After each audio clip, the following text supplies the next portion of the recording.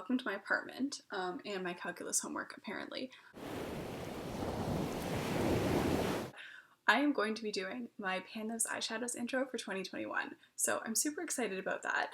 But first and foremost, I want to just acknowledge that the quality sucks on this. I'm really sorry. I filmed this on my phone, and then when I went to put the clips in iMovie, I realized that whatever I had them propped up on was causing the audio to cut in and out, and it wasn't something I could fix in post-production. So for the sake of getting this going, I'm just going to film this on my laptop.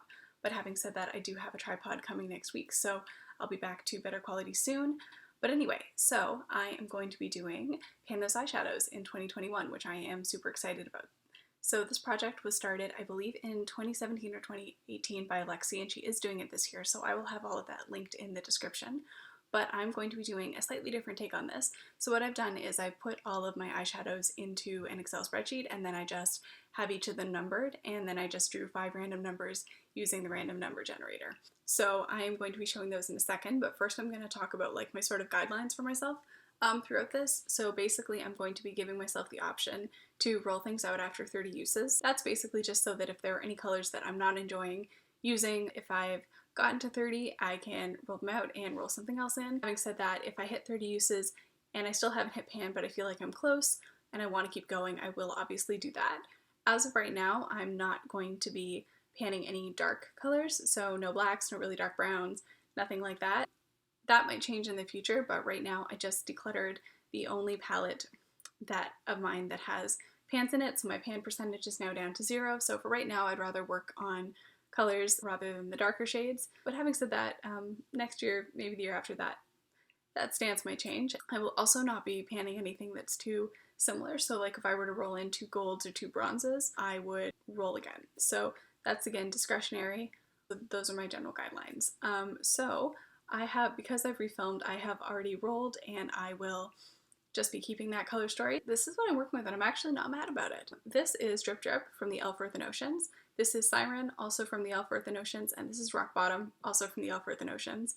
Then I have Luna from the Melt Gemini and Morgan from the Natasha Denona Sunrise. So colors like Drip Drip are the reason I have the 30 use caveat, just because that is a pretty bold color.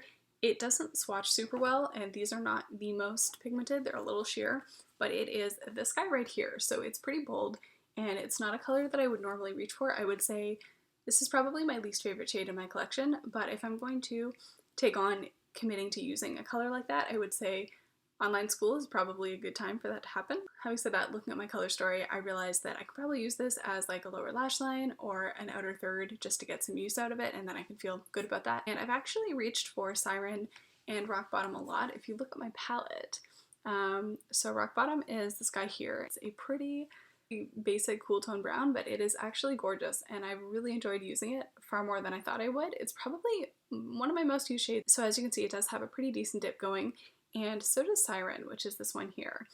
These are the kinds of colors that I wear, like more muted, so definitely excited to keep on using this, and I think I might have some pans at the end of the month. We'll see. I don't think these are super deep. We'll see how that goes. And then I am less optimistic about hitting pan on the others anytime soon.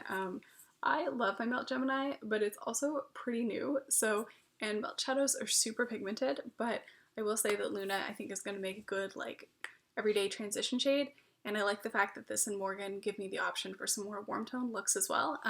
Even though I am more inclined to reach for cool tones in the winter, I do like having the option to bust out something a little bit more warm tone, because those are definitely what I feel the most confident in. So, and then I have my Morgan from the Natasha Denona Sunrise palette, which is this one right here. I love this palette so much.